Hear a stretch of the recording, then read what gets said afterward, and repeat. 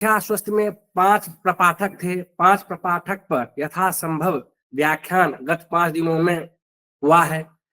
आज का व्याख्यान समग्र पथ्यास्वस्ति का जो सार है उस पर आदरणीय शास्त्री जी का व्याख्यान प्रस्तावित है। शंकर शिक्षायतन के अनुरोध को स्वीकार कर आदरणीय युद्धवीर स्वरूप शास्त्री जी व्याख्यान के लिए उपस्थित हैं। मैं आपका हार्दिक स्वागत और अभिनंदन करता हूं। शास्त्री जी कामेश्वर सिंह दरभंगा संस्कृत विश्वविद्यालय के विभाग में आचार्य हैं। आप यहाँ व्याख्यान के लिए उपस्थित हैं। मैं आपका बहुत बहुत धन्यवाद, बहुत बहुत प्रणाम करता हूं और हार्दिक अभिनंदन करता हूं, स्वागत करता हूं।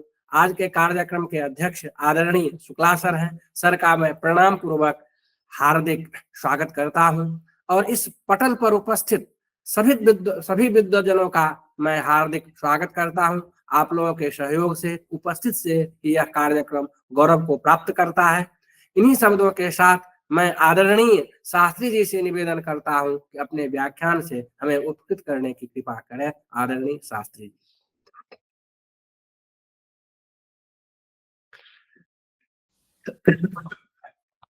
हरि ओम। श्रूयते मम ध्वनिः श्रूयते? श्रूयते। एवं।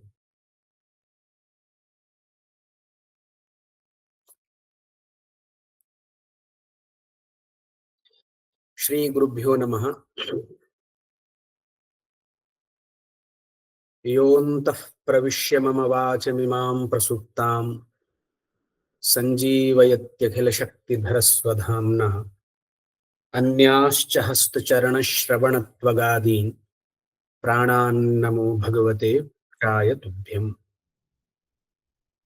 वंशी विभूषितकरान्नवनीरदाभात् पीताम्बरादरुणबिम्बफलाधरोष्ठात् पूर्णेन्दुसुन्दरमुखादरविन्दनेत्रात् कृष्णात् परं किमपि तत्त्वमहं न जाने।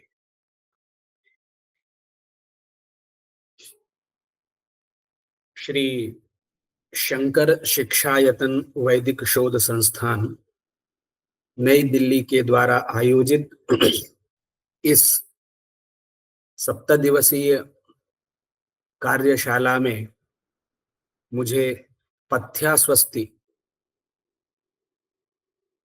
ग्रंथ पर बोलने का अवसर प्राप्त हुआ है। तदर्थ में श्री शंकर शिक्षायतन के अधिकारियों के प्रति कृतज्ञ हूं। पथ्यास्वस्ति ग्रंथ में जो विचार किया गया है उसे मैंने यथा ज्ञात किया है, उसके अनुरूप कुछ विषय उपस्थापित करना चाहूंगा।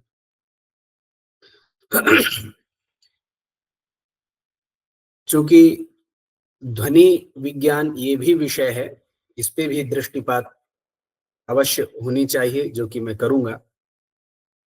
सबसे पहले हमारे यहाँ शास्त्रों के पढ़ने के प्रति कुछ कारण बताए गए हैं। आचार्यैः परम सम्माननीयैः मधुसूदन शर्म महाभागैः अनेकेः ग्रन्थाः प्रणीताः। तेषु ग्रन्थेषु पथ्यास्वस्तिः इति अन्यतमः ग्रन्थः, उनमें से ये एक अन्यतम ग्रंथ है। इस ग्रंथ का हमें क्यों पढ़ना है इसे? तो हम जब शास्त्र पढ़ते हैं अथवा पढ़ाते हैं तो अनुबंध चतुष्टय का विचार करते हैं। संबंधः, अधिकारी, विषयः, प्रयोजनम्। यदि इस दिशा से हम विचार करें तो पथ्यास्वस्ति नामक ग्रंथ का अनुबंध चतुष्टय क्या हो सकता है, ऐसे भी तो विचार करना चाहिए। अतः ग्रंथकारेण मंगलाचरणं तत्र आदौ कृतमस्ति। तेन मंगलाचरणेनैव अस्माभिः वक्तुं शक्यते कि इसमें अनुबंध चतुष्टय का भी निरूपण ग्रंथकार कर रहे हैं। कैसे इसका प्रतिपादन किया जा सकता है, तो एक बार विचार करते हैं।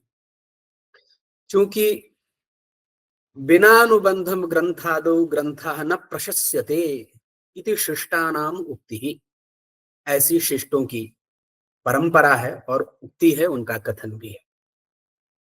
अतः पथ्यास्वस्ति नामधेय ग्रंथ में हमारी प्रवृत्ति क्यों होगी? प्रवृत्ति तभी होती है जब अनुबंध चतुष्टय का भान होता है, ज्ञान होता है।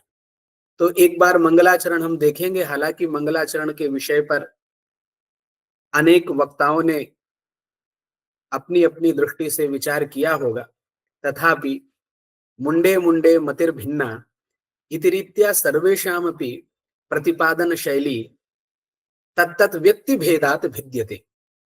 सभी की प्रतिपादन शैली में भेद होता है। एक ही पदार्थ का कोई किसी प्रकार से प्रतिपादन करता है, कोई किसी प्रकार से प्रतिपादन करता है। अतः प्रतिपादन भेदात भेदः भवत्येव, तथापि इदानीम् अत्र मया अत्र कथं प्रतिपादनीयः अत्रत्या विषयः इति चेत् आदौ ग्रंथकारस्य मंगलाचरणम् अवश्यं वक्तव्यम्। यतोहि निर्विघ्न परिसमाप्त्यर्थं मंगलाचरणम् अनुष्ठेयं भवति। अतः आस्तिकाः सर्वेपि ग्रन्थादौ मंगलं कुर्वन्ति। तदध्यैव अत्र अस्माकम् आचार्याः मधुसूदनाचार्याः अपि अत्र मंगलाचरणम् अत्र ग्रन्थे कुर्वन्ति। परब्रह्माक्षरं ज्ञातुं शब्द ब्रह्माक्षरस्थितिं विज्ञापयति विज्ञान प्रवणा मधुसूदनः इति। प्रवणो इति पाठः, विज्ञान प्रवणो मधुसूदनः इति।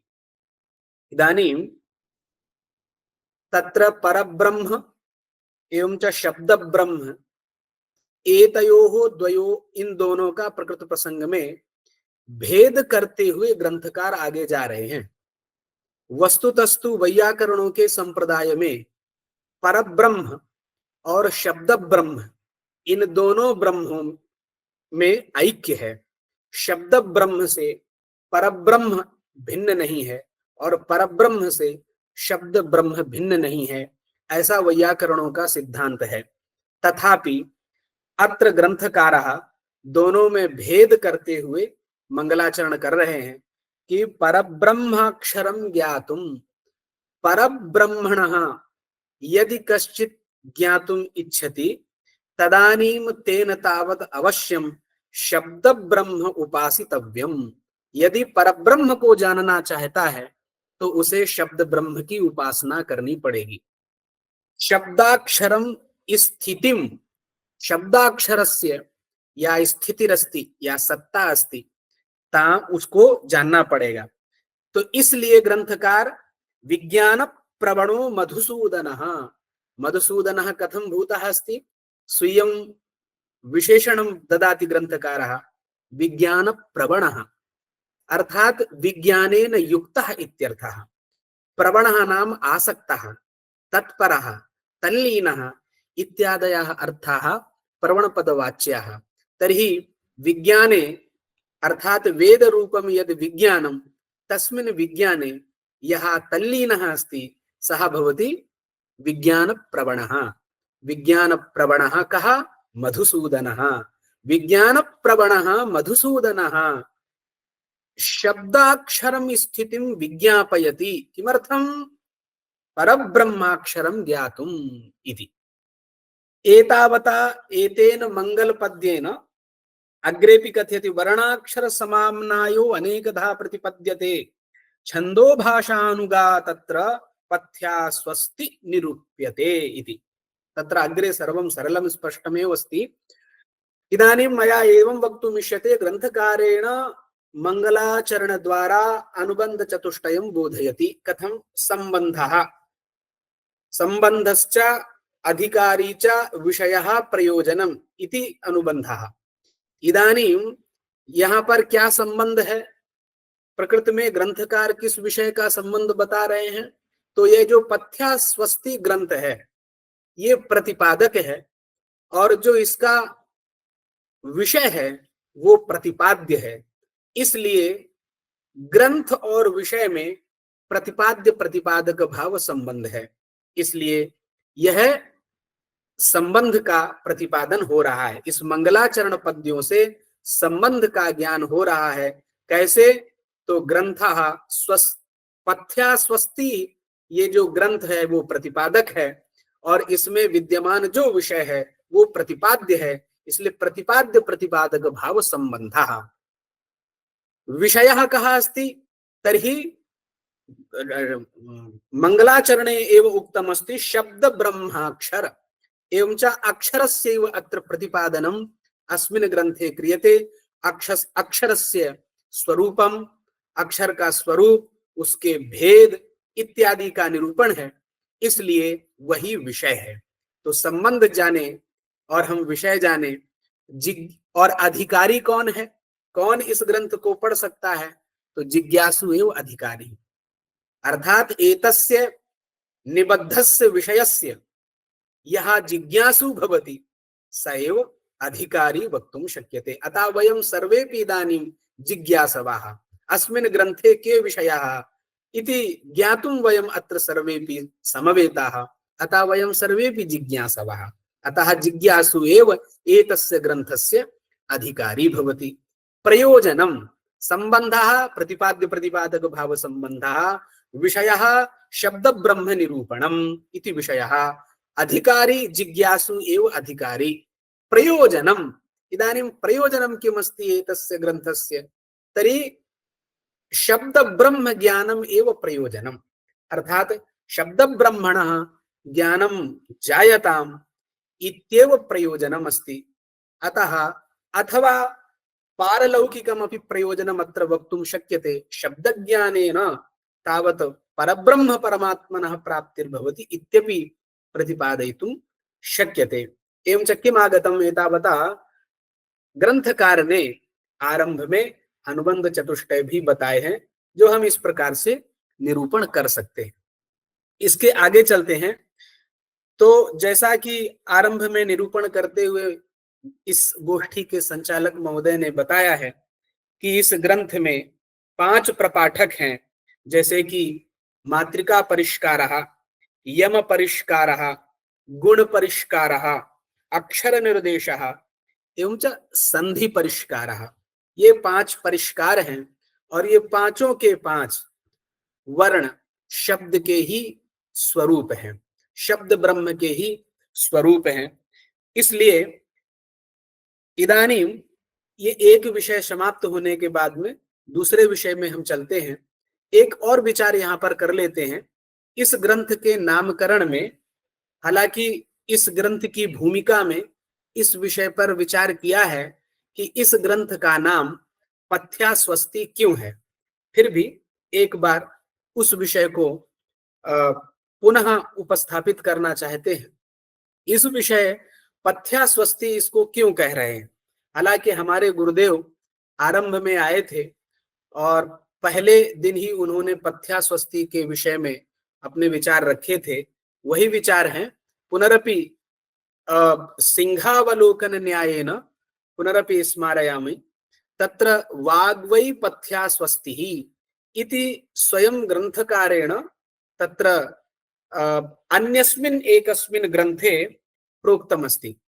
आर्काइव मध्ये, आर्काइव में ही आचार्य मधुसूदन जी का एक ग्रंथ उपलब्ध होता है, वेद धर्म व्याख्यानम। यह ग्रंथ उपलब्ध है। इस ग्रंथ में उनके निबंधों का संग्रह है।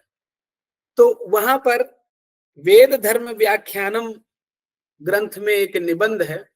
उस निबंध में भी आचार्य मधुसूदन पथ्या स्वस्ति का प्रयोग कर रहे हैं और वहां पर पथ्या स्वस्ति वाक के अर्थ में प्रयुक्त कर रहे हैं। मैं वहां की पंक्ति पढ़ना चाहता हूं। वो लिखते हैं, यतो ही पुण्य युगेपि एताम पथ्या स्वस्ति पदोपेताम इति लिखन्ति। वेद धर्म व्याख्यान के ग्रंथे तेषां पंक्तिरस्ति, यतो ही पुण्य युगेपि एताम पथ्या स्वस्ति पदोपेताम। पथ्या स्वस्ति पदेन उपेता का भवति वाक्। पथ्या स्वस्ति पदोपेताम दैवीं भाषां शिक्षितुम् इह उत्तरपथे आगच्छन्ति स्मेति वेदशास्त्राद् अवगच्छामः इति लिखन्ति ते। वेदशास्त्र अध्ययनेन वयम् अवगच्छामः यत् एतां पथ्या स्वस्ति पदोपेतां दैवीं भाषाम् इति। इयं या दैवी वाक् संस्कृतमस्ति सा दैवी वाक् एव पथ्या स्वस्ति इति नाम्ना व्यवह्रियते इति तत्र लिखितमस्ति। आम्नायते इति कौशीतकीयानां श्रुतौ, अतः पथ्या स्वस्ति इति पदम् अधिकृत्य ते कथयन्ति कुत्र इदम् आगच्छति, तर्हि लिखन्ति कौशीतकीयानां श्रुतौ। कौशीतकीयानां या श्रुतिरस्ति तस्यां श्रुतौ एव एवं उपनिबद्धमस्ति किम् अथ ब्रवीत पथ्या स्वस्तिः अहम् एकां दिशिं प्रज्ञास्यामीति सोदीचीं दिशं प्राजानात् वाग्वै पथ्या स्वस्ति इति। इदानीं वाग्वै पथ्या स्वस्ति इति यद् वाक्यम् अस्माभिः श्रुतं यत्र कुत्रापि परिलक्षितं, यह वाक्य कहाँ आया है तो कौशीतकीयानां श्रुति काचित् वर्तते, उसी श्रुति में वाग्वै पथ्या स्वस्ति इत्युक्तमस्ति।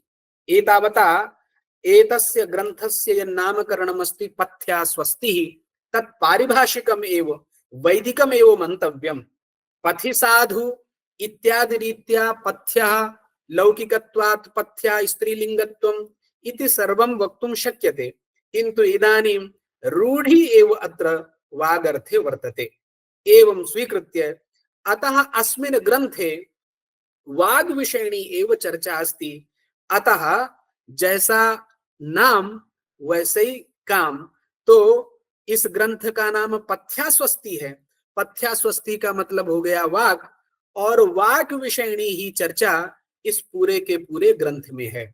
अच्छा, आप ये भी कह सकते हैं कि जैसा नाम होगा वैसे ही काम होगा, इसमें क्या विनिगमक है? तत्र किम मानम नाम पथ्या स्वस्ति भवतु विषयस्तु भिन्नः भवितुमर्हति। यथा अद्यत्वे लोके, हम लोग आजकल देखते हैं कि बहुत सारे टीकाकार अपने अपने इष्ट के नाम से टीका का नाम कर देते हैं, तो वहां पर तो जो नाम टीका का होता है तद अनुगुण टीका में नहीं होता है।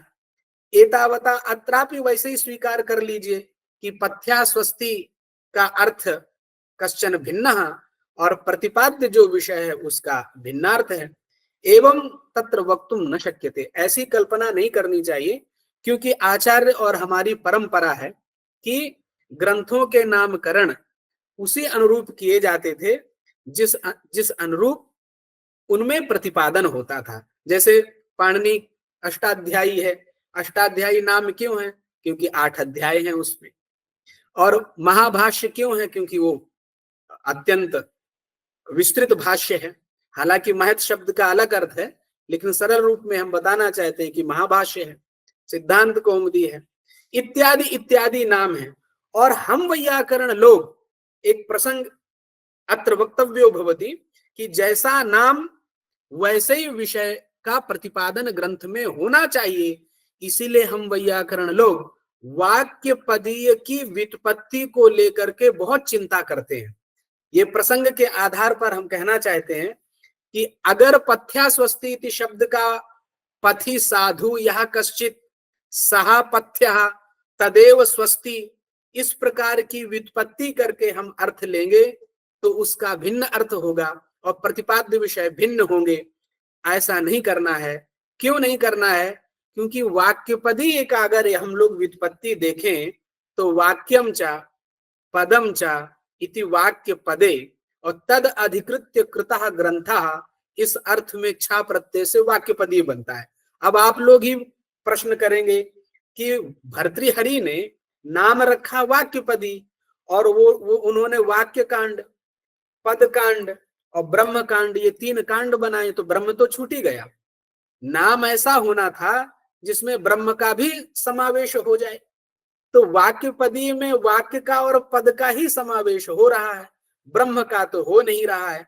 इसलिए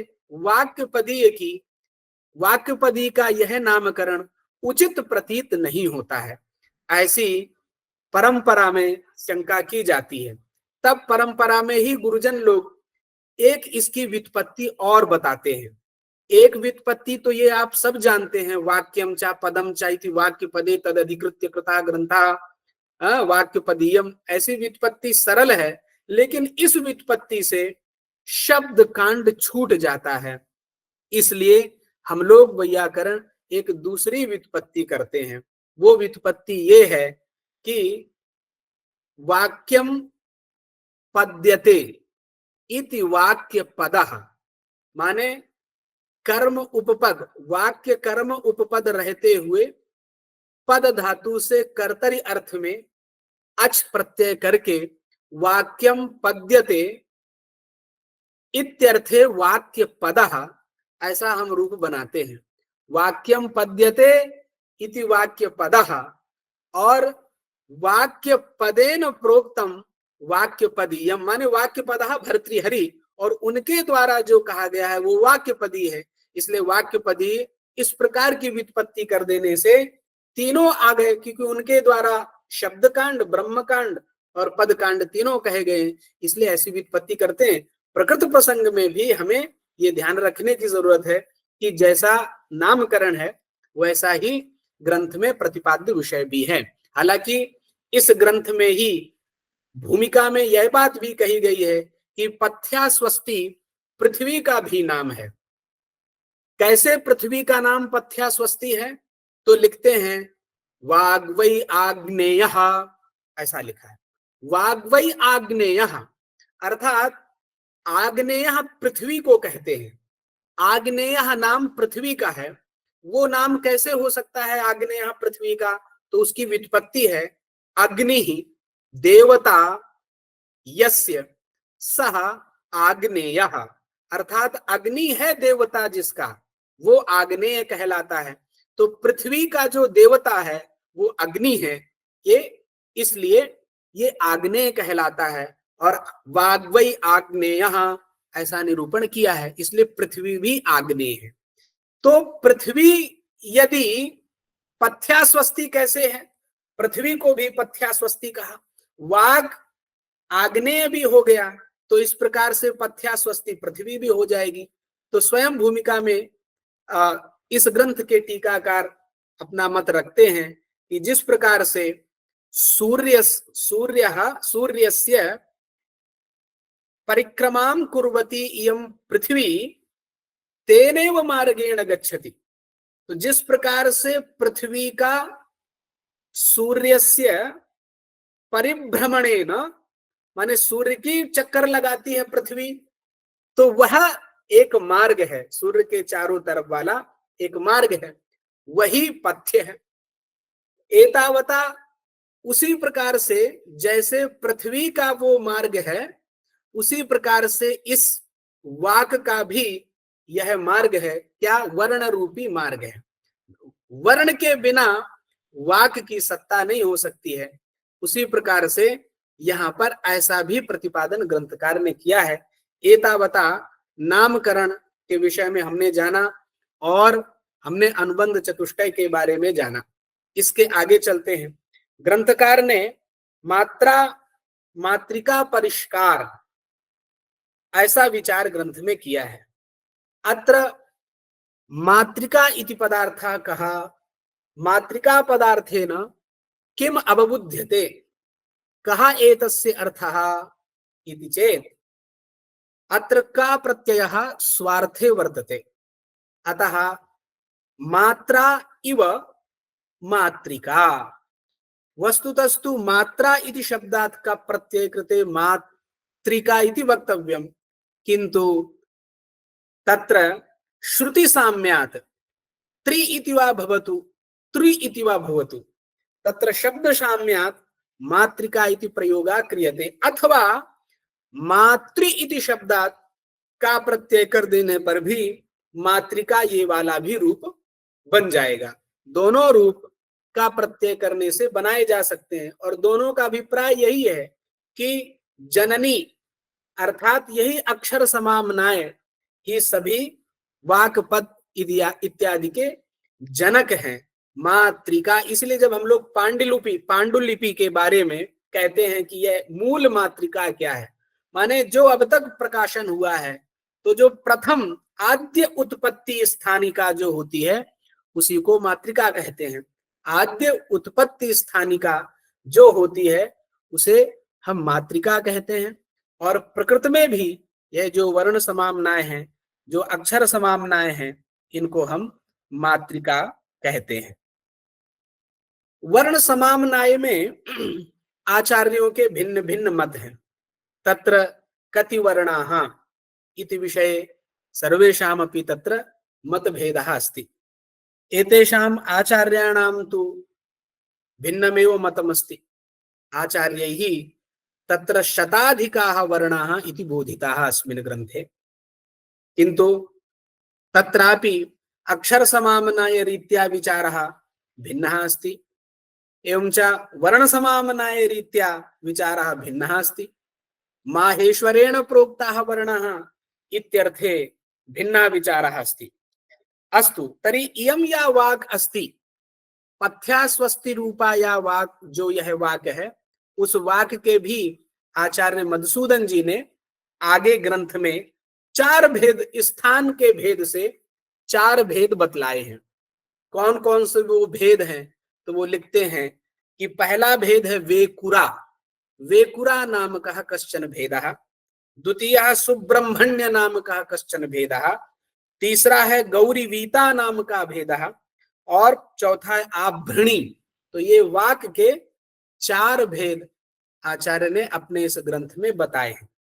वेकुरा भेद जो है, तो कहते हैं कि वो स्वयंभू मंडल का ये वेकुरा भेद होता है, और परमेष्ठी मंडल का सुब्रह्मण्य भेद होता है, और सौर मंडल का गौरीवीता, और पृथ्वी मंडल का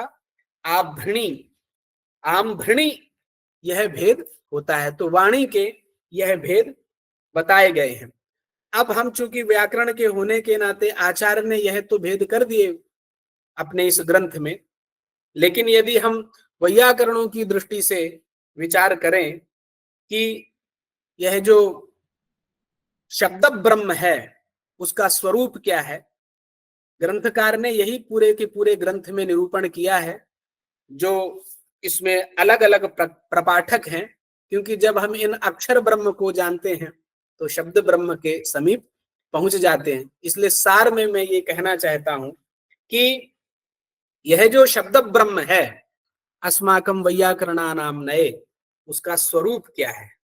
तो एक बार शब्द ब्रह्म, चूंकि प्रतिज्ञा वचन में ही ग्रंथकार ने कहा है परब्रह्म विज्ञातुम शब्द ब्रह्म अक्षर स्थितिम विज्ञापयति, इस प्रकार से जो मंगलाचरण, तो शब्द ब्रह्म के बारे में थोड़ा विचार करना जरूरी है। भगवान भर्तृहरि ने पहली ही कारिका में शब्द खंड में क्या कह दिया? अनादि निधनम ब्रह्म शब्द तत्वम यदक्षरम विवर्तते अर्थ भावेन प्रक्रिया जगतो यतः, ऐसा उन्होंने कहा। इसमें शब्द ब्रह्म के स्वरूप का निर्धारण किया गया है। हालांकि आचार्याः मधुसूदनाचार्याः वैयाकरणाः वेदांतिनाः दैवज्ञाः वेदज्ञाः सर्वगुण संपन्नाः ते सन्ति, अतः तेषाम् अत्र दृष्टि अवश्यमस्ति। वाक्यपदीयकाराणां जो यह वचन है उसके ऊपर उनकी दृष्टि है, इसलिए शब्द ब्रह्म शब्द का प्रयोग तो वैयाकरण करते हैं। इसलिए उन्होंने भी शब्द ब्रह्म के बारे में जो चर्चा की उसके ऊपर विचार करना आवश्यक है। इस या अनादि निधनम जो होता है वही शब्द ब्रह्म है। अर्थात क्या अभिप्राय है? जिसका आदि नहीं है और जिसका निधन नहीं होता है वही आदि निधन कहलाता है। अर्थात उत्पत्ति भी नहीं है और जिसका नाश भी नहीं है वही है आदि निधन। आदि निधन कौन है? तो शब्द ब्रह्म है। इस शब्द ब्रह्म का ना तो उत्पत्ति है ना ही विनाश है, अर्थात ये नित्य है। तो इसलिए नित्य पदार्थ क्या है, यदि मन में जिज्ञासा हो कि नित्य किसे कहते हैं, किम नाम नित्यत्वम, तो हम कह सकते हैं प्राग भाव अप्रतियोगित्वे सति ध्वंसा प्रतियोगित्वम, अर्थात प्राग भाव अप्रतियोगी, जो प्राग भाव है उसका जो प्रतियोगी नहीं होगा, और जो ध्वंस माने जो नाश है उस नाश का जो प्रतियोगी नहीं है वही नित्य है। इसलिए ध्वंसा प्रतियोगित्वे सति प्रागभाव प्रतियोगित्वम एवमपि वक्तुं शक्यते, अथवा प्रागभाव प्रतियोगित्वे सति ध्वंसा प्रतियोगित्वम, वही नित्य पदार्थ है। इसलिए शब्द ब्रह्म में प्रागभाव अप्रतियोगिता भी बैठी हुई है और ध्वंस अप्रतियोगिता भी बैठी हुई है। इसलिए यह शब्द ब्रह्म नित्य पदार्थ के नाम से जाना जाता है। क्यों? अनादि निधनम। अब वहां उसका विशेषण एक और देते हैं कि यह जो शब्द ब्रह्म है वो कैसा है, तो कहते हैं अक्षरम। ऐसा क्यों, ये विशेषण क्यों दे दिया? अक्षर की व्युत्पत्ति आप और हम करते न अक्षरति अक्षरम, यहां पर भी ग्रंथकार ने भी कहा शब्दाक्षरम। तो अक्षर शब्द जो यहाँ पर मधुसूदनाचार्य ही अक्षर शब्द से प्रयोग कृता अस्ति, वह अक्षर शब्द भी कैसा है, तो दोनों प्रकार का बोध नहीं कराएगा। माने नक्षरति इति अक्षरम, ये भी अक्षर की व्युत्पत्ति है। व्यापनोति इति अक्षरम, यह भाष्यकार ने व्युत्पत्ति दिखलाई है। सरन इत्यादि प्रत्यय करके अक्षर शब्द की जो व्युत्पत्ति व्यापक अर्थ में की गई है। इसलिए अनादि निधनम ब्रह्म शब्द तत्वम यदक्षरम, तो अक्षर शब्द यहां पर कहने का अभिप्राय है व्यापकम। तो अनादि निधन और जो व्यापक वही शब्द ब्रह्म है, अर्थात शब्दाक्षर ब्रह्म, शब्द ब्रह्म वो है जो अनादि निधनम है और अक्षरम है। तो अब आप प्रश्न कहेंगे कि आचार्य अनादि निधनम कथन से ही इष्ट सिद्धि हो गई, व्यापक कहने की क्या जरूरत है? तो यदि ऐसा आप प्रश्न करते हैं, अथवा व्यापकत्वम एव उच्यताम अनादि निधनत्वम इति मास्तु, ऐसा भी हम प्रश्न कर सकते हैं। अक्षरम नक्षरति इति अक्षरम, ऐसी व्युत्पत्ति से तो पुनरुक्ति दोष हो जाएगा। क्यों पुनरुक्ति दोष हो जाएगा? जिसका नाश नहीं होता है। नक्षरति इति अक्षरम ऐसा कहेंगे अर्थात जिसका नाश नहीं होता है, तब तो ये तो पहले ही कह चुके हैं अनादि निधनम, जिसका निधन नहीं होता है, इसलिए पुनरुक्ति दोष हो जाएगा। इसलिए हम अक्षर शब्द का अर्थ करते हैं व्यापकम, ऐसा अर्थ हम करते हैं। तरी ऐसा अर्थ कर लेने से क्या अभिप्राय क्या है? व्यापकत्वम किमर्थम उच्यते, तो कहते हैं अनादि निधनम यदि केवल कहेंगे, शब्द ब्रह्म के लक्षण में यदि केवल हम अनादि निधनम इतना ही कहेंगे तो परमाणु में अतिव्याप्ति हो जाएगी। जो न्याय दर्शन में परमाणुओं का स्वरूप नित्य माना गया है, और परमाणु जो होते हैं वो भी प्रागभाव अप्रतियोगित्वे सति ध्वंसा प्रतियोगित्व होते हैं। उनमें भी अनादित्व और अनिधनत्व बैठा रहता है, माने निधनत्व उनमें बैठा रहता है। इसलिए परमाणु भी ब्रह्म कहलाने लग जाएंगे।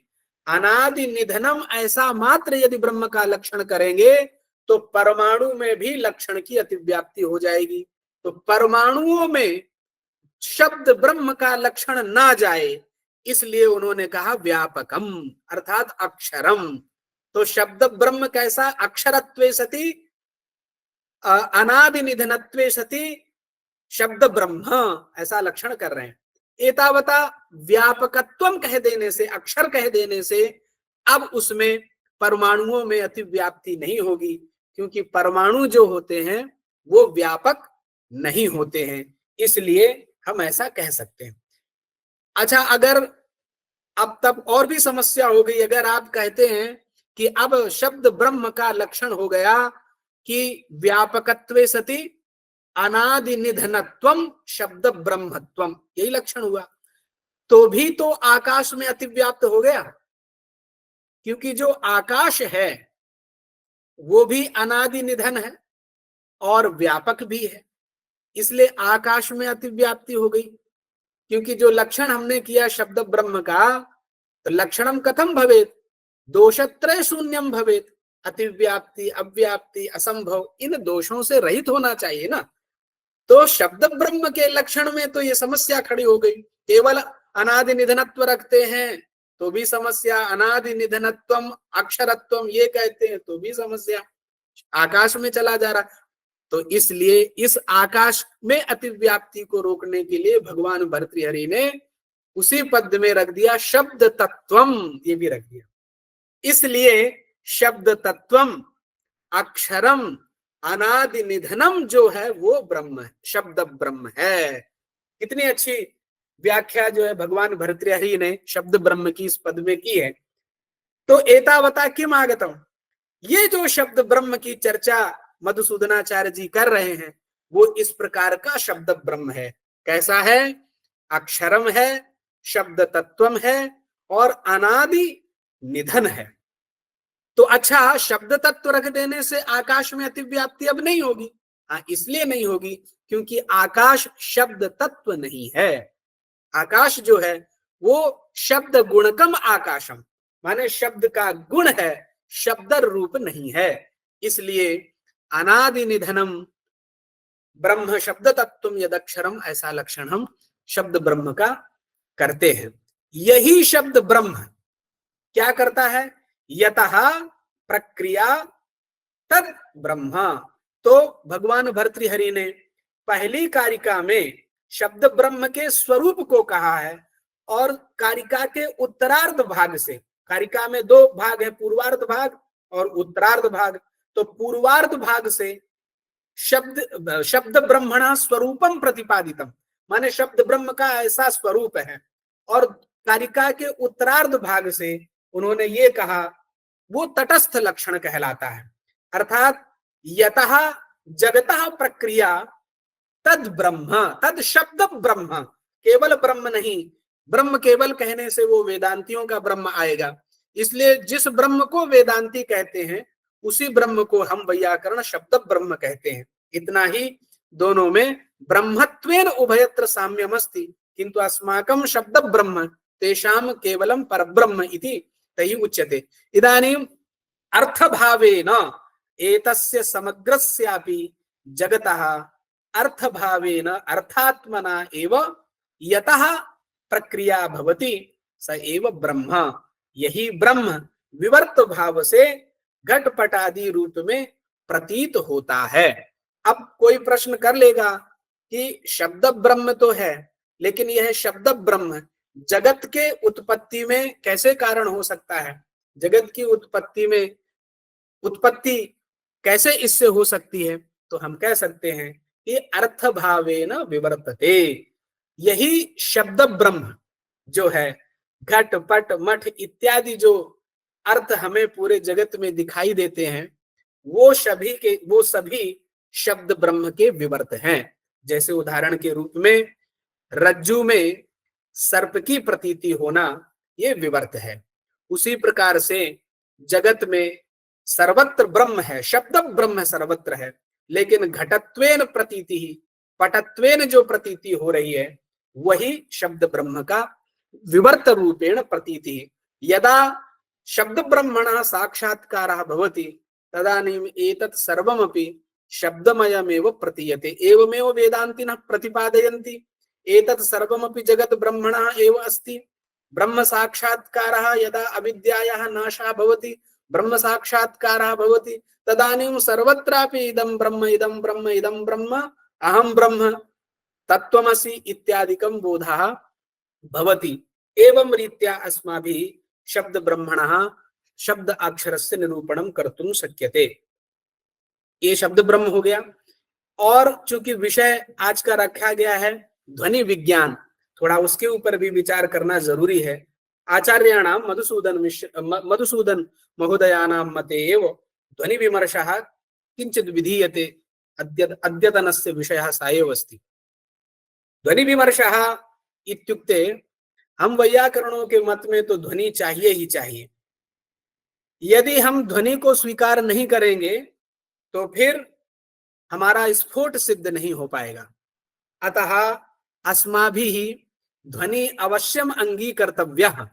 ये जो ध्वनि है वो जरूर स्वीकार करना पड़ेगी। अच्छा, तो ये ध्वनि तक जाने की जरूरत क्या है, इसकी चर्चा शास्त्रों में है क्यों, थोड़ा इस पे विचार करते। क्यों ध्वनि? ध्वनि ध्वनि इति अस्माभिः सर्वैरपि उच्यते, शास्त्रेषु बहुधा व्यवहारो भवति। किंतु क्यों ध्वनि तक चर्चा करने की जरूरत पड़ी? तो इसकी भूमिका ये है कि ध्वनि की भूमिका में ये कहना चाहता हूं कि शब्द के सुनने से हमें अर्थ का बोध होता है। इदम तु सर्वेपि जानन्ति, अर्थबोध जनकता शक्ति ही शब्दे तिष्ठति। अर्थबोध जनकता शक्ति कुत्र भवति? शब्दे। माने शब्द को जब हम सुनते हैं तो हमें यत्किंचित प्रकारक अर्थ का ज्ञान होता है। तो यह जो अर्थबोध जनकता, अर्थबोध पैदा करने की शक्ति किसमें है? शब्द में है, यही प्रतीत हो रहा है। लेकिन अर्थबोध जनक अर्थ को पैदा करने वाली जो शक्ति है, वो शक्ति रहती कहां है? ये प्रश्न सबसे पहले पूछा जाता है कि घट पद को सुनने पर कंबुग्रीवादि मदर्थस्य प्रतीतिर्भवति। तो जो ये घड़ा प्रतीत होता है, घड़ा यह जो अर्थ प्रतीत होता है, यह अर्थ प्रतीत कराने की जो शक्ति है, वो शक्ति का आश्रय कौन है, माने शक्ति का आधार कौन है, अधिकरण कौन है? ये प्रश्न सभी लोग जरूर पूछेंगे कि भाई ये जैसे हमने घट शब्द सुना और घट शब्द सुनने के बाद में हमें घड़ा की प्रतीति हुई, पट शब्द को सुना तो पट शब्द से हमें अर्थ कपड़े की प्रतीति हुई। तो ऐसी कौन सी शक्ति है जिस शक्ति से इनका बोध होता है? तो यह जो शक्ति है, अर्थबोध जनकता जो शक्ति है, वो शक्ति रहती किसमें है? यह शास्त्रकारों ने विचार किया है। तो नैयायिक लोग कहते हैं कि जो हम शब्द उच्चारण करते हैं, वैखरी रूप जो शब्द हमें सुनाई पड़ता है, उसी शब्द में यह अर्थबोध जनकता शक्ति रहती है, ऐसा नैयायिक लोग कहते हैं। तो अर्थबोध जनकता शक्ति शब्द में रहती है। जैसे हमने घट कहा, तो घट से जायमान जो अर्थ है, वह अर्थबोध कराने की शक्ति घट इस आनुपूर्वी में रहती है, ऐसा नैयायिक कहता है। जिसके ऊपर वैयाकरण कहता है कि ऐसा आप नहीं कह सकते। अर्थबोध कराने वाली शक्ति यदि घट में रहेगी तो वो संभव नहीं है। क्यों संभव नहीं है? इसलिए संभव नहीं है, क्यों? उच्चारण प्रध्वंसी होते हैं। जो वर्ण होते हैं वो कैसे होते हैं? उच्चारण प्रध्वंसी होते हैं।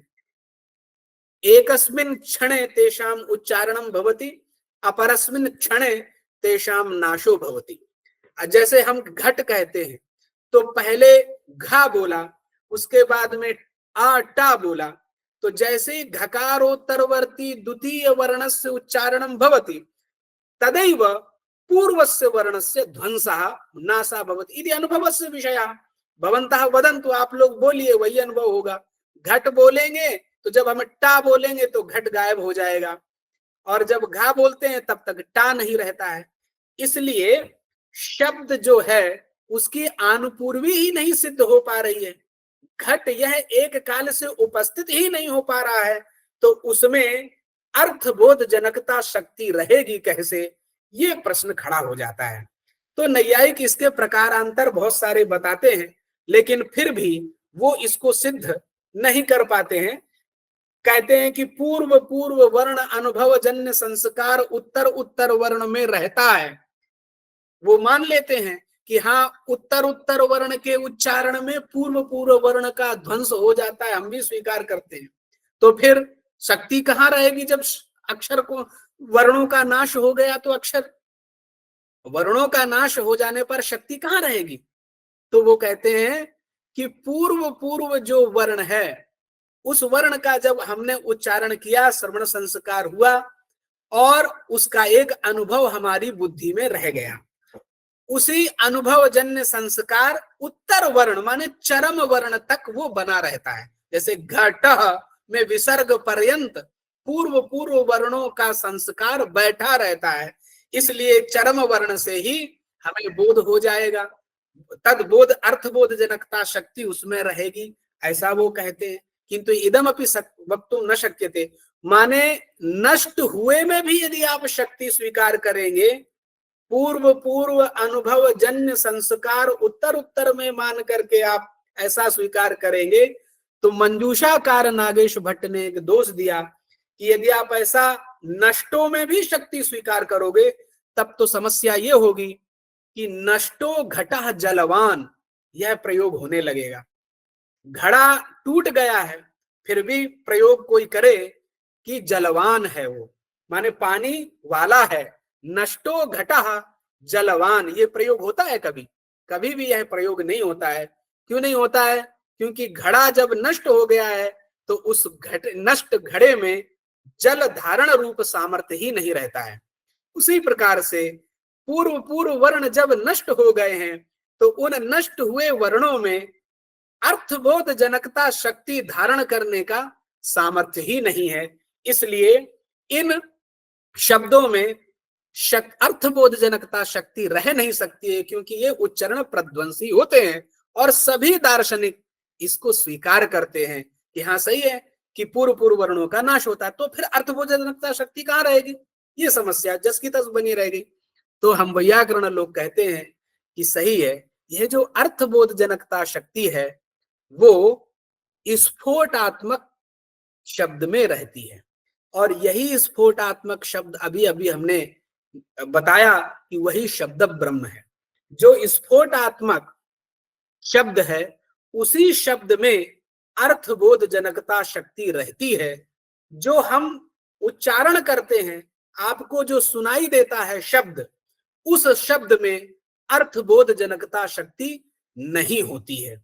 अब आप कहेंगे कि जो उच्चारण करते हैं, ये ध्वनि विज्ञान का क्रम में ही मैं बता रहा हूं, जब हम उच्चारण करते हैं तो ध्वनि होती है और उसके पहले भी एक ध्वनि होती है। अर्थात हमारे यहाँ यह जो वाक है, पथ्यास्वस्ति जो वाक की चर्चा करते हैं, तो उन्होंने जो वाक बताई थी वो 4 प्रकार की वाक बताई थी मधुसूदनाचार्य ही, वेकुरा, सुब्रह्मण्या, गौरीवीता, आम्भृणी इति रीत्या तै भेदः प्रतिपादितः। किंतु वयं वैयाकरणः किंचित भिन्नेन अपि वाक के भेद बताते हैं। परा, पश्यन्ति, मध्यमा, वाक। पथ्यास्वस्ति में जो भेद हैं वो भी भेद स्वीकार है, लेकिन ये भी भेद वाक के हैं। कौन कौन से? परा, पश्यन्ति, मध्यमा, वाक। हम ध्वनि पर्यंत जाने के लिए ये व्याख्या कर रहे हैं, जो कि जरूरी है। इसलिए परा, पश्यन्ति, मध्यमा जो वाक है, चूंकि ये विषय से भी संबद्ध है, तो वाक 4 है। अब जो परा वाक है वो मूलाधारस्था है। मूलाधार हमारे शरीर में कौन सा स्थान है? तो ग्रंथकारों ने चिंतन किया और कहा कि मनुष्य का शरीर सामान्यतः 96 अंगुल का होता है। 96 अंगुल परिमितो मनुष्यस्य देह शरीरम भवति, मनुष्यस्य देहः भवति। माने जो मनुष्य का शरीर है वो 96 अंगुल का होता है, ऐसा ग्रंथकारों ने लिखा है। तो 96 अंगुल का जो शरीर है, उस शरीर के ऊपर भाग में 47, 47.5 अंगुल ऊपर छोड़ दीजिए और 47.5 अंगुल नीचे छोड़ दीजिए। ये मधुसूदनाचार्याणाम व्याख्यानम अस्ति। ते क्यों वदंती? 47 अंगुली ऊपर छोड़िए और शरीर के 47.5 अंगुल नीचे छोड़ दीजिए। तो 47.5 नीचे छोड़िए, पैर से लेकर के जहां तक 47.5 हो रही उसको छोड़ दीजिए, और सर से लेकर के 47.5 अंगुल गणना करिए, जहां पर 47.5 हो रही वहां छोड़ दीजिए। तो 47.5 अगर प्लस करेंगे तो कितना हो जाएगा? 95 हो जाएगा। और 96 अंगुल का शरीर होता है, तो जो बीच में 1 अंगुल जगह बची, मध्य 1 अंगुल परिमितम यदि स्थानम वर्तते तदेव मूलाधारम इत्युच्यते। यही है मूलाधार की व्याख्या। 46 अंगुल का शरीर, 47.5 नीचे 47.5 ऊपर छोड़िए, बीच में जो 1 अंगुल बची वही है मूलाधार। तो उस मूलाधार में ये परावाक रहती है, ठीक है। और नाभि स्थान जो हमारा है वहां पर पश्यंती वाक रहती है।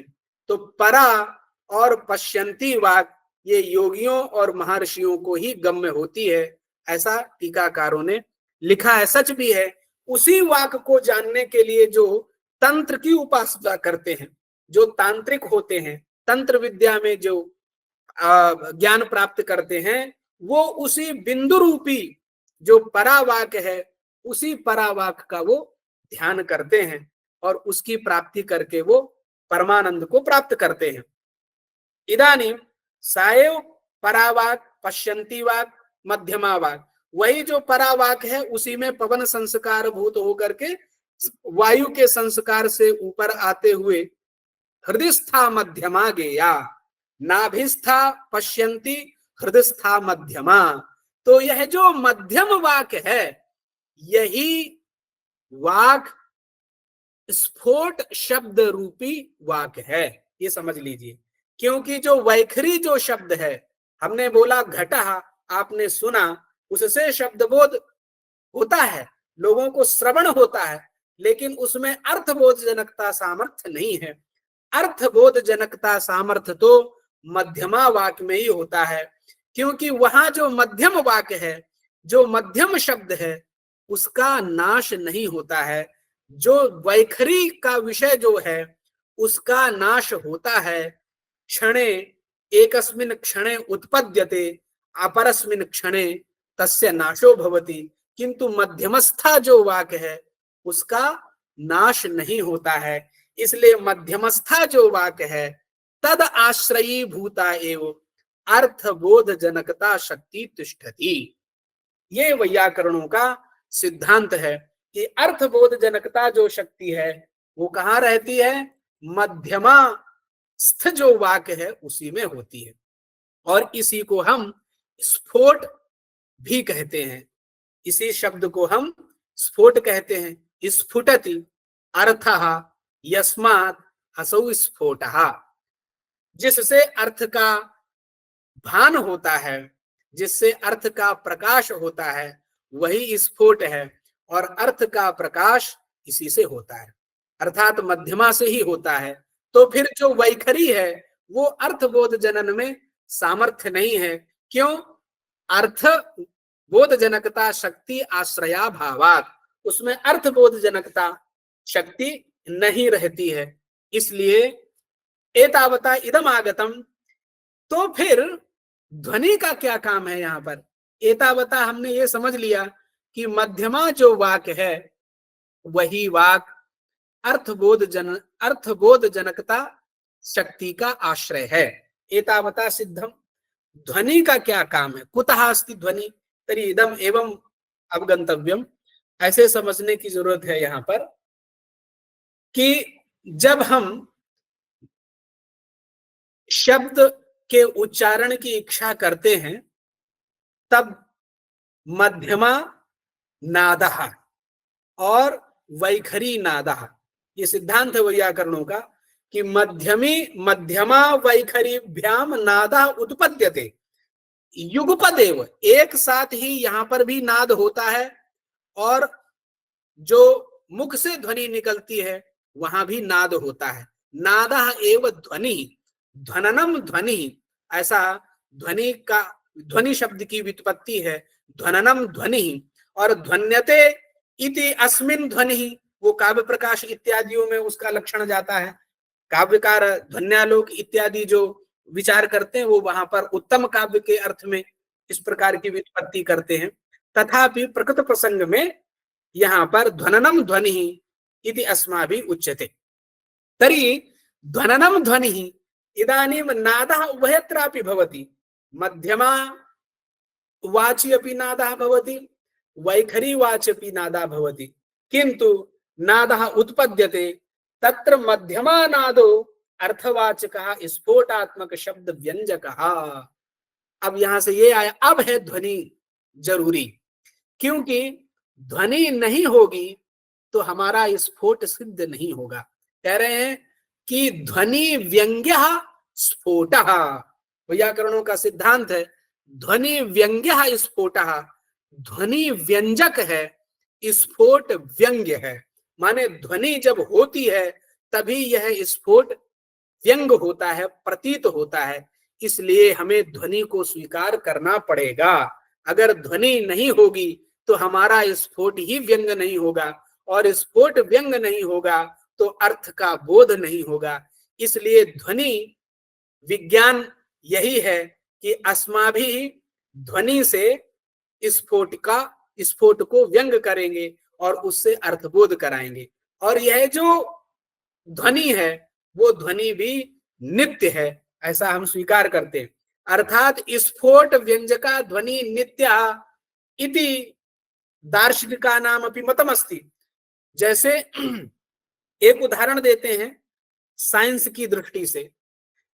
कुछ लोगों का मानना है कि यह जो कत्व गत्व इत्यादि रूप जो ध्वनियां हैं वो नित्य हैं, क्योंकि हम लोग शब्द को नित्य स्वीकार करते हैं।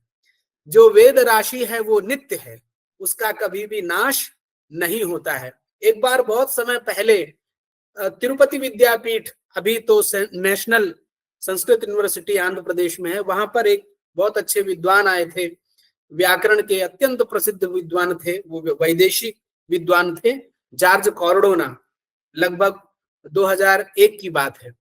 उन्होंने वहां पर प्रतिपादन किया था कि यह आप जो शब्द को नित्य मानते हैं, इस विषय में अमेरिका में एक रिसर्च चल रहा है।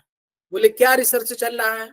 तो उन्होंने कहा कि परिहास की मुद्रा में ये बात उन्होंने कही थी, जो कि मैंने स्वयं सुना था। कहा था कि जो भगवान कृष्ण ने श्रीमद् भगवद गीता का उपदेश अर्जुन को किया था, वो शब्द आज भी जीवित है, उसकी आनुपूर्वी आज भी विद्यमान है। कुत्र विद्यमान है? तो शब्द गुणकम आकाशम, जो रिक्त एक स्थान आकाश है, उसी आकाश में वो ध्वनियां आज भी गुंजायमान हो रही है। उनको ढूंढने के लिए, उस वॉइस को रिकॉर्ड करने के लिए, उस ध्वनि तरंगों को खोजने के लिए वैज्ञानिक लोग यत्न कर रहे हैं।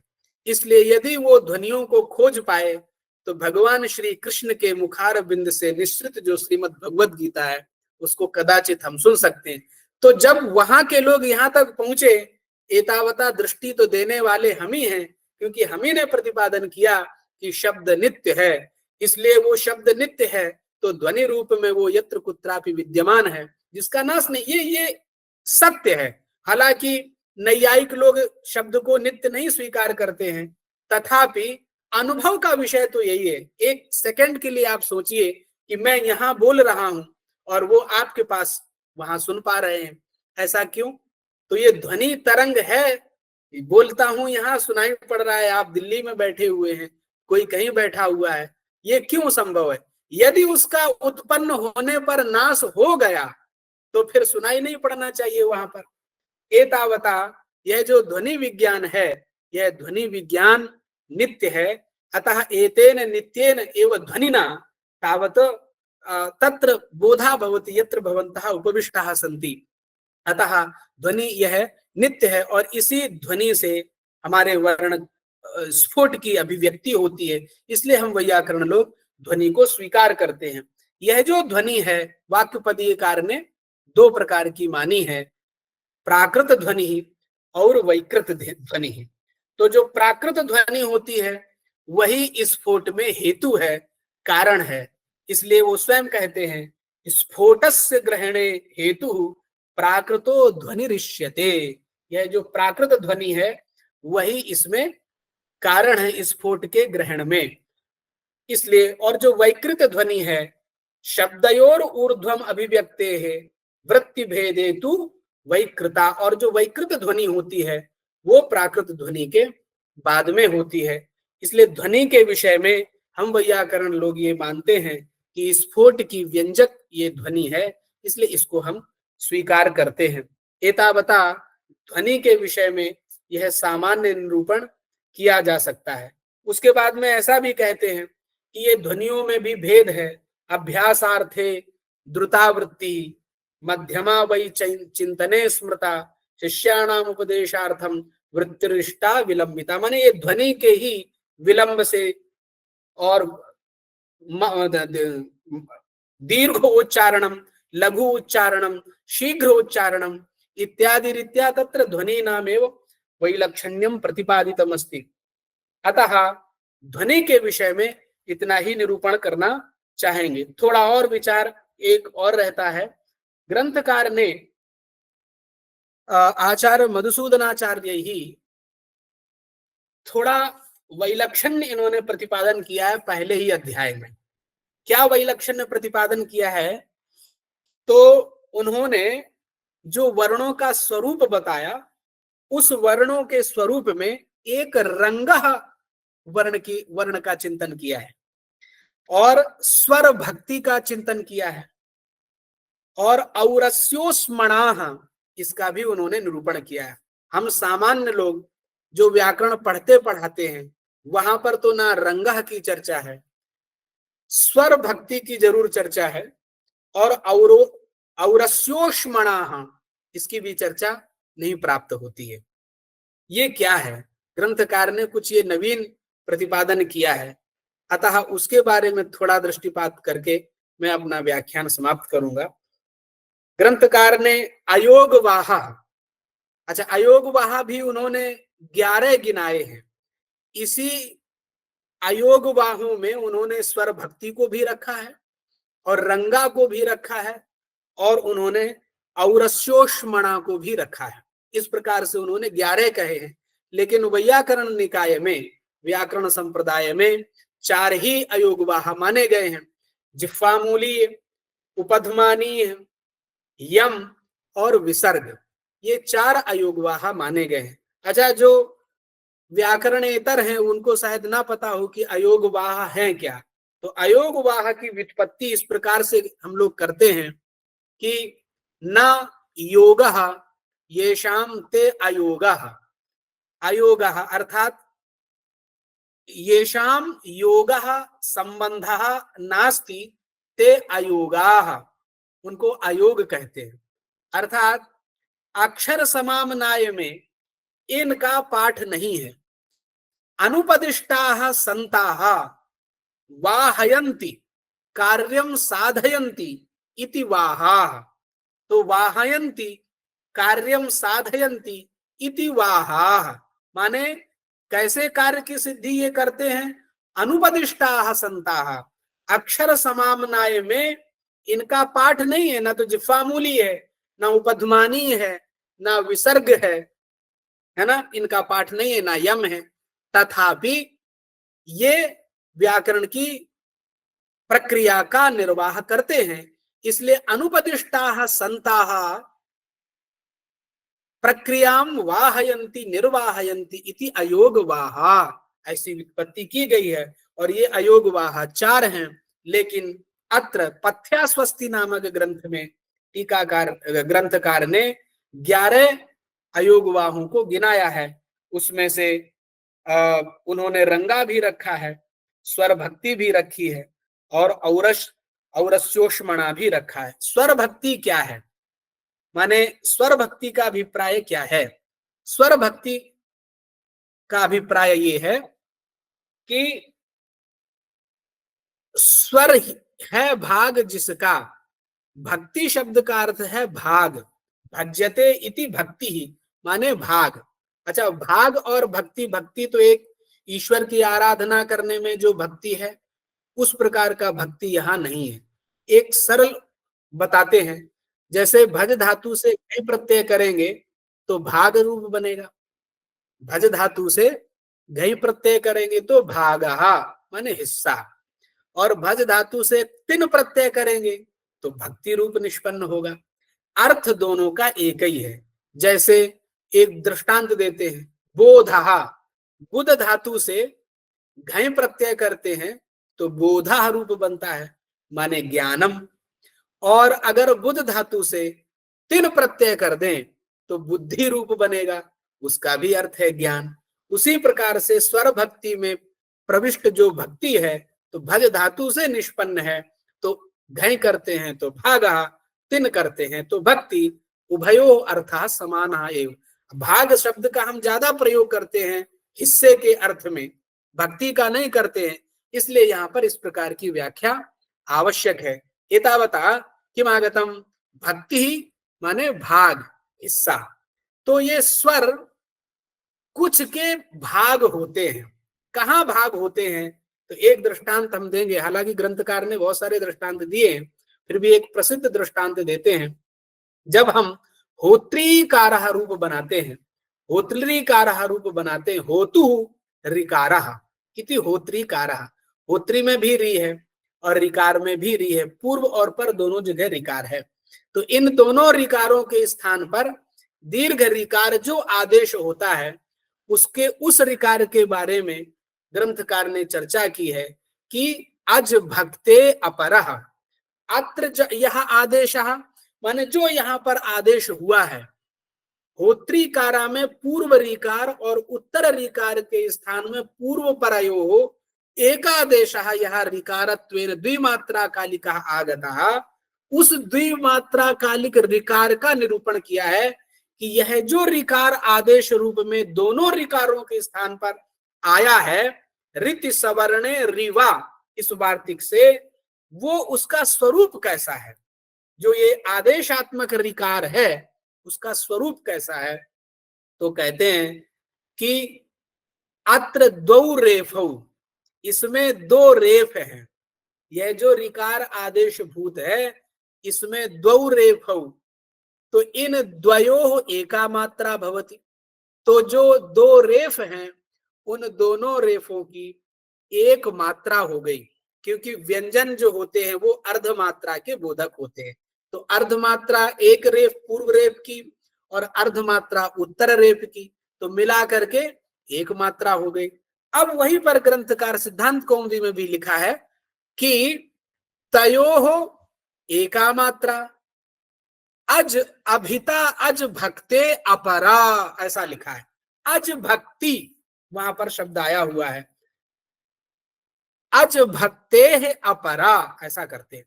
माने अभिता, अभिता माने पूर्व में और पर में, जो दो रेफ हैं उसके पूर्व में और उसके पर में अभिता अज भक्ति ही, ऐसा लिखा है। अर्थात ऐसा जो रेफ है उस रेफ के पूर्व में अच भक्त है, अच रूपी हिस्सा है, और पर में भी अच रूपी हिस्सा है। ये कैसा हिस्सा है? अज भक्ति कैसी है? तो अर्धमात्रा कालिक है। तो रेफ के पूर्व में भी अर्धमात्रा कालिक है और रेफ के पर में भी अर्धमात्रा कालिक है। तो ये अर्धमात्रा अर्धमात्रा मिलकर के जो अज भक्ति है वो एक मात्रा होती है।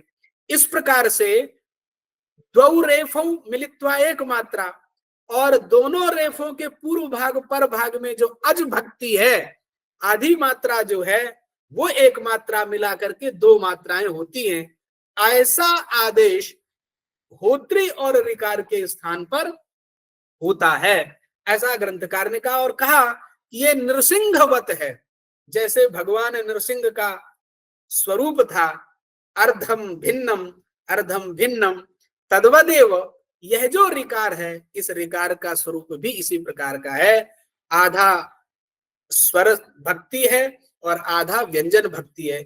इसको बड़े ही दिलचस्प रूप से ग्रंथकार ने अपने इस ग्रंथ में रखा है, जिसको हमने जिस प्रकार से समझा है उस प्रकार से यहाँ पर निरूपण कर दिया है। और रंगा क्या है? तो रंगा के बारे में उन्होंने कहा कि दीर्घ आकार के बाद में जो अनुस्वार है वो रंगा कहलाता है। ये एक नूतन ज्ञान प्राप्त हुआ। हमें लगता है कि यही हमारे लिए पुण्य का विषय है कि हमने कुछ नया जाना। एतावता पूर्वम इदम ज्ञानम न आसीत्, कि रंगा भी कुछ होता है। तो ग्रंथकार ने कहा है कि जो दीर्घ आकार है उसके उपरांत में जो वेदों में जिसको हम ग्वंग पढ़ते हैं उसी को यह रंगा कह रहे हैं। तो ये रंगा है। और औरस्योष्मणा, पथ्यास्वस्ति में जो वर्ण परिष्कार में आया है, औरस्योष्मणा, वो हना और हरा, ये दो उदाहरण दिए हैं। तो हना घटक जो नकार है वो औरस्योष्मणा है, और जो हरा घटक जो रकार है वो औरस्योष्मणा का उदाहरण है। ये दोनों औरस्योष्मणा के भी उदाहरण ग्रंथकार ने दिए, जो एक नवीन दृष्टिपात यहाँ पर करते हैं। वर्ण समामनाय में महेश्वर के वर्ण तो भिन्न हैं। चतुर्दश सूत्रों में कितने वर्ण हैं, कोई शोधार्थी यहाँ पर होंगे तो वो जानेंगे, क्योंकि ये प्रतियोगी परीक्षाओं में प्रश्न आता है कि अक्षर समामनाय माहेश्वर सूत्रों में कितने वर्णों का उपदेश किया गया है। तो कुछ लोग कहते हैं कि 43 वर्णों का उपदेश है, और कुछ कहते हैं 42 का है। तो सही क्या है? तो 42 वर्णों का ही उपदेश है, क्योंकि हकार को दोबारा नहीं गिनना है। हकार का पाठ हल में भी है और शशर में भी है, इसलिए दोनों जगह पाठ होने पर उसको दो बार गणना नहीं करेंगे, एक ही बार करेंगे। इसलिए अक्षर समामनाय में कितने वर्ण हैं? 42 ही है। यह अक्षर समामनाय कहाँ से प्राप्त हुआ है? तो हम वैयाकरण कहते हैं अनादि है, लेकिन कुछ लोग कहते हैं कि भगवान शिव के डमरू से प्राप्त हुए हैं। यह जो कहते हैं तत्र वयम न सम्यक चिंतयामः, भगवान शंकर के डमरू से नहीं मिले हैं, तो फिर मिला क्या भगवान शंकर के डमरू से?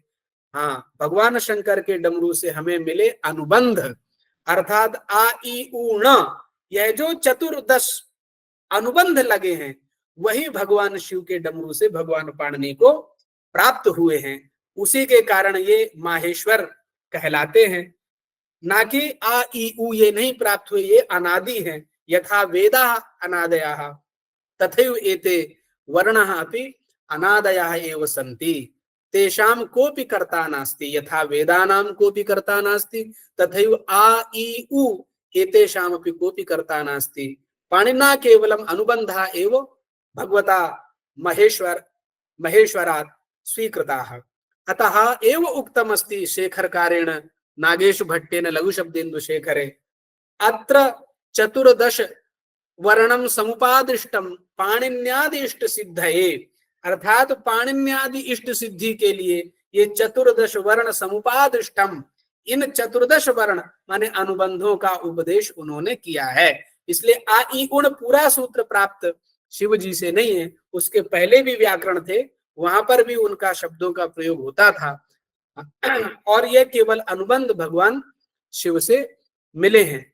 यह जो अक्षर समामना है, स्वयं ग्रंथकार पथ्या स्वस्ति में लिखते, यथा आचार्या ऊचु ब्रह्मा बृहस्पतये प्रोवाच बृहस्पतिर इंद्राय इंद्रो भारद्वाजाय भरद्वाज ऋषिभ्यः तम खलु इमम अक्षर समामनायम आचक्षते इति ऋक्तंत्र व्याकरणे शाकटायने प्रोक्तम अस्ति। ऋक्तंत्र व्याकरण में यह जो मातृका परिष्कार में अक्षर समामनाय की चर्चा आई, ये अक्षर समामनाय कैसे हम तक पहुंचे?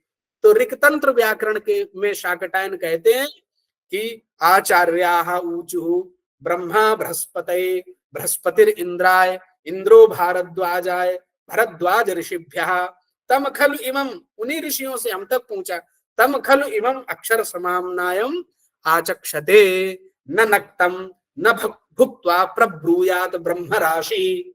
अच्छा, इतना भी विधान है कि ना नक्तम, इनको रात में नहीं बोलना है, और ना भुक्त्वा, ना भोजन करके बोलना है, क्योंकि वेद परंपरा भी यही है, वेदों को रात्र में पढ़ने का निषेध है। इसलिए ना नक्तम ना भुक्त्वा प्रब्रूयात ब्रह्म राशि, इस ब्रह्म राशि का उच्चारण ना तो भोजन करके करना है, ना ही रात में करना है। ऐसी यह जो ब्रह्म राशि है, उस ब्रह्म राशि के ऊपर आचार्याणाम मधुसूदन शर्मा महाभागानाम ये चिंतनम अस्ति, उसमें हमें और भी परिश्रम करने की जरूरत है, क्योंकि उन्होंने हमें एक दृष्टि दी है, किंतु उस दृष्टि तक हमें पहुंचने के लिए बहुत परिश्रम करना है। उन्होंने जो चिंतन करके ग्रंथ का प्रणयन किया है, उस चिंतन तक हमें पहुंचना पड़ेगा। क्यों? क्योंकि लोक में इस प्रकार के विचारों का बाहुल्य न प्रचार प्रसार नहीं है। ऐसे ऐसे विषयों का ग्रंथकार निरूपण करते हैं जो कि अत्यंत विलक्षण है, और उनका अपना एक साइंस है, एक उनका अपना विज्ञान है। जो वेद के परम ज्ञाता थे, तो उन्होंने उस वेद से तत्व को निकाल करके हमारे सामने रखा है। हमें इसमें और भी रिसर्च करने की जरूरत है, शोधार्थियों को भी इसमें रिसर्च करने की जरूरत है। हम अपने शोधार्थियों को अब प्रेरित करेंगे कि आप आचार्य मधुसूदन प्रणीत ग्रंथों के ऊपर शोध कार्य करें। कुछ नवीन तथ्य जो उन्होंने उद्घाटित किए हैं उनमें भी आप कुछ काम करें, जिससे इन ग्रंथों की उपादेयता और अधिक बढ़ेगी। इतना ही कहते हुए मैं इस कार्यक्रम के आयोजकों के प्रति कृतज्ञ समर्पित करता हूं, जिन्होंने मुझे यहाँ पर बोलने के लिए अवसर दिया। और मैं आदरणीय इस कार्यक्रम के जो अध्यक्ष हैं आदरणीय संतोष शुक्ल वर्या जी, उनके प्रति मैं भी अपना कृतज्ञ समर्पित करता हूं, प्रणाम करता हूं और यहीं पर अपनी वाणी को विराम देता हूं। प्रणाम। बहुत बहुत धन्यवाद सर, आपने सारगर्भित व्याख्यान प्रस्तुत किया ध्वनि विज्ञान को, और इस विषय को अनेक भर्तृहरि के कारिकाओं के साथ अक्षर की व्युत्पत्ति आपने दी है। आपका व्याख्यान अत्यंत प्रभावी रहा। अब समय है अध्यक्षीय उद्बोधन का। मैं आदरणीय शुक्ला सर से निवेदन करता हूं कि अपने अध्यक्षीय उद्बोधन से हमें उपकृत करने की कृपा करें। आदरणीय शुक्ला सर। यां मेधां देवगणाः पितरश्च उपासते तया मामद्य मेधया अग्ने मेधाविनं कुरु। परमादरणीय शास्त्री जी एवं यहाँ इस पटल पर उपस्थित सभी विद्वज्जन, आप सभी का हार्दिक अभिनंदन और स्वागत है। आज शास्त्री जी ने बड़े ही विस्तार से और स्पष्टता से बहुत सारे विषयों को व्याख्यायित किया है, जो हम सभी के लिए अत्यंत उपादेय है। परिश्रम पूर्वक इन्होंने सभी विषयों को स्पष्ट करने का पूरा प्रयास किया है और बहुत ही बोधगम्य रहा आपका व्याख्यान। इसके लिए हम आपके प्रति कृतज्ञ हैं और आगे भी इसी प्रकार आपका मार्गदर्शन हम लोगों को मिलता रहेगा। यह जो वाक है, यह पूरा ग्रंथ वैदिक व्याकरण पर आधारित है। प्रातिशाख्यों के आधार पर इसको तैयार किया गया है ओझा जी के। केवल इसमें विशिष्टता और एक अधिक यह है कि इसमें ब्रह्म विज्ञान और शब्द विज्ञान दोनों को साथ में जोड़ दिया गया है। इसीलिए यह विषय थोड़ा कठिन भी हो गया है, लेकिन बहुत ही महत्वपूर्ण विषय है। वाक के बारे में, जैसे वाक क्या है, तो कहा वाक पथ्या स्वस्ति है। ऐसे वैदिक मंत्रों में अनेक उद्धरण मिलते हैं, जैसे वाक वै विराट, इस शतपथ ब्राह्मण में है। यजुर्वेद में आता है वाग वै विश्वकर्म ऋषि। ऐतरेय ब्राह्मण में आता है वाग वै समुद्रो न वै वाक् क्षीयते। वाग वै समुद्रो न वै वाक् क्षीयते न समुद्रः क्षीयते। ऐतरेय ब्राह्मण। वाग वै प्रजापति शतपथ ब्राह्मण। वाग वै लोकम प्रणा, ये भी शतपथ ब्राह्मण। जैमिनीय ब्राह्मण ने बड़ा अच्छी तरह से कहा तस्य मनसः एषा कुल्या यद वाक, यह मन की नहर है। मन में जो बातें आती हैं तो वाणी से ही अभिव्यक्त होती हैं। तस्य मनसः एषा कुल्या यद वाक, जैमिनीय ब्राह्मण। तांड्य ब्राह्मण कहता है यदि ही मनसा भी गच्छति तद वाचा वदति, जो मन में आता है वही वह वाणी से बोलता है। वाक्यपदीयकार ने भी कहा कि कुछ भी ऐसा नहीं है जो बिना शब्द के बिना जाना जाए। न प्रकाशः प्रकाशित सा ही प्रत्यवमर्शिनी, वागे व विश्वा भुवना निजज्ञे। तो ये सब वाणी से सृष्टि, वाणी ब्रह्म जैसी है, ये सब हमारी दार्शनिकता है। वाक की सर्वोच्चता को प्रतिपादित करने के लिए वाक शब्द ब्रह्म है, वाक ब्रह्म स्वरूप है, इस प्रकार से। और यही वाक फिर नित्य हो जाती है, नित्य है। चाहे वह, अभी शास्त्री जी बता रहे थे कि दो ध्वनि है, एक प्राकृत ध्वनि, एक वैकृत ध्वनि। तो प्राकृत ध्वनि को इन्होंने भी नित्य मान लिया और वैकृत ध्वनि को अनित्य कर दिया। तो ये ध्वनि है क्या? ध्वनि नित्य। और दूसरा एक उदाहरण दिया कि जॉर्ज कार्डोना कह रहे हैं कि सब सुना जा सकता है। तो कैसे सुना जा सकता है यदि ध्वनि अनित्य हो गया? फिर वैयाकरण कह रहे हैं कि एक वर्ण उच्चरित किए और दूसरा किए तब तक नष्ट हो गया, तो अर्थ रहेगा कहाँ? जब वर्ण ही नष्ट हो गया तो अर्थ कहाँ रहेगा? इसलिए स्फोट की कल्पना करिए, उसी से अर्थ का प्रकाशन होगा। तो बिना वर्ण बोले अर्थ का प्रकाशन कर लें, तो बिना वर्ण बोले होगा नहीं। वर्ण बुलवाना भी है, वर्ण को अनित्य कहना भी है, और वर्ण से अतिरिक्त से अर्थ लेना है, वर्ण को अनित्य माना, ये सब संकट का विषय है। तो वर्ण को नित्य मान लेने में क्या दिक्कत है? क्योंकि वर्ण, नैयायिकों ने कहा तत्रैके कर्म दर्शनात्, जो उच्चारण है वह उच्चारण अनित्य है, क्योंकि शब्द उच्चारण के बाद ही प्राप्त होता है। तो उच्चारण हो गया कारण और शब्द हो गया कार्य। जो कार्य होता है वह अनित्य होता है। उच्चारण कार्य है, कारण है, और कारण के पश्चात शब्द मिलता है, इसलिए वो कार्य है।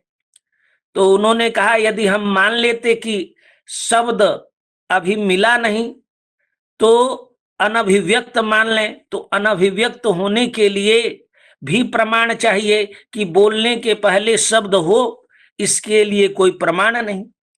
और फिर हम कह रहे हैं कि शब्द तो है क्या? कैसे शब्द नष्ट हो जाता है? शब्द वस्तुतः नष्ट होता ही नहीं, वर्ण वस्तुतः नष्ट होता नहीं। वर्ण के प्राप्ति में कुछ निमित्त है। यस्मिंश्च निमित्त भूते, हमें शब्द सुनाई देता है और कभी नहीं सुनाई देता है। तो क्यों सुनाई दिया, क्यों नहीं सुनाई दिया? तो इसके निमित्त है संयोग विभाग। जब हम बोलते हैं तो क्या बोलते हैं? वायु, वायु उत्पद्यते, वायु निकलती है, और वायु अगली वायु को प्रेरित करती है, और जहां तक उसमें गति होती वहां तक प्रेरित होता है। यावत वेगम अभिप्रतिष्ठन्ते, जहां तक वेग होता वहां तक जाती है। जब वेग खत्म हो जाता है तो वायु वहीं स्थिर हो जाती है, और उस वायु को आजकल विद्युत तरंग से हम अमेरिका तक पहुंचा दे रहे हैं। यहां बोल रहे हैं, अमेरिका में सुनाई दे रहा है विद्युत तरंग से। तो वह वायु स्थिर है। यही आजकल यंत्र आ गए हैं कि यदि हम इस कक्ष में बातचीत कर रहे हैं और 1 घंटे बाद भी यंत्र लगाया जाए तो हमारी आपकी सारी बात रिकॉर्ड हो जाएगी। एक और यंत्र आ गया है, गुप्तचर एजेंसियां यूज करती हैं, केवल एक प्रकाश लेजर किरण भी रूम में चला जाए तो सारी बातें रिकॉर्ड हो सकती है। उसी मेथोडोलॉजी पर यह विचार हो रहा कि राम रावण संवाद, कृष्ण अर्जुन संवाद, क्योंकि वायु रूप शब्द वही इसको,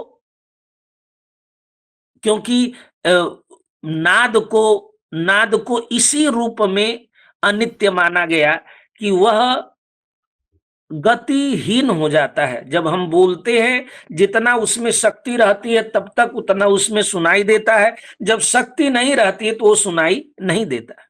लेकिन हम उच्चरित क्या करते? यही बात यहां पर ध्वनि, वर्ण, पद और वाक्य, ये यही रूप वाक देवी है। ध्वनि वर्ण पद वाक्य रूपाम वाग देवीम ताम उपासमहे, ये वाग देवी का यही स्वरूप है।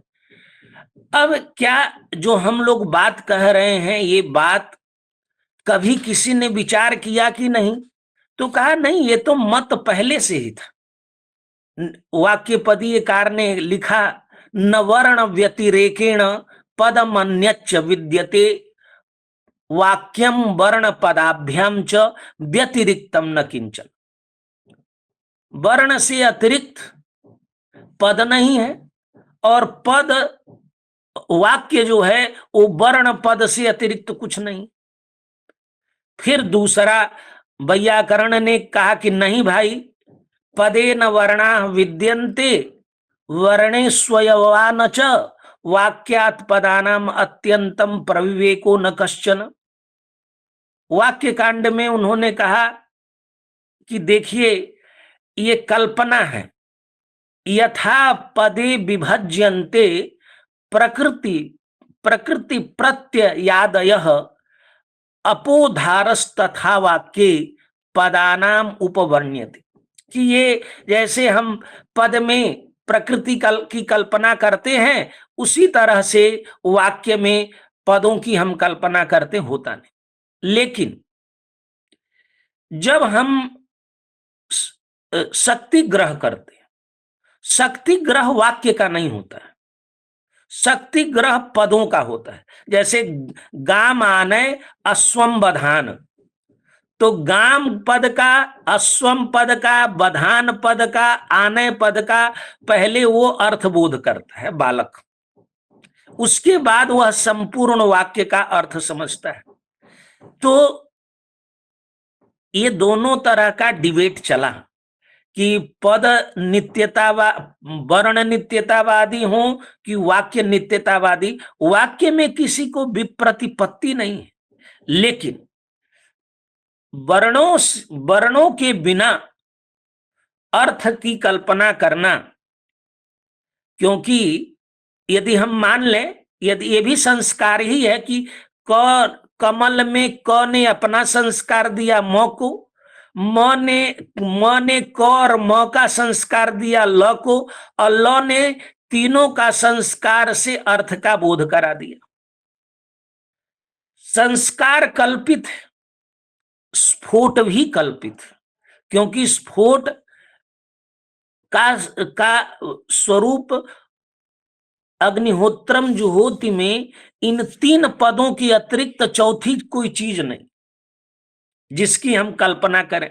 तो ये सब विमर्श यहाँ पर शास्त्र में, मीमांसा में, व्याकरण में, न्याय में हुआ है।